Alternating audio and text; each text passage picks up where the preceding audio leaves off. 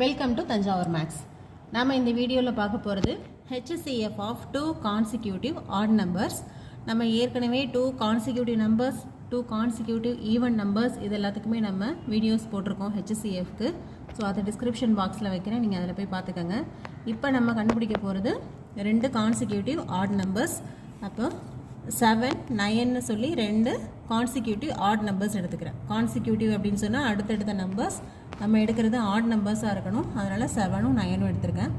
இப்போ இது ரெண்டுத்துக்கும் வந்து L division-ல நம்ம prime factors கண்டுபிடிச்சிருக்கோம். 7 ஓடது 7 into 1, 9 ஓட prime factors 3 into 3 into 1.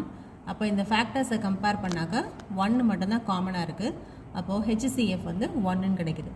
இதே போல செகண்ட் எக்ஸாம்பிள் ரெண்டு consecutive odd numbers 51 உம் 53 உம் எடுத்துக்கிறோம். சோ ரெண்டுத்துக்கும் again நம்ம L division போடுறோம். L division போட்டு prime factors எழுதியிருக்கோம்.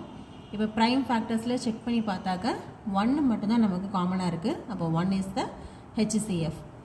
இதே போல third ஒரு எக்ஸாம்பிள் 83 and 85 னு சொல்லி ரெண்டு consecutive odd numbers எடுத்திருக்கோம். again இதுக்கு L division போட்டிருக்கோம்.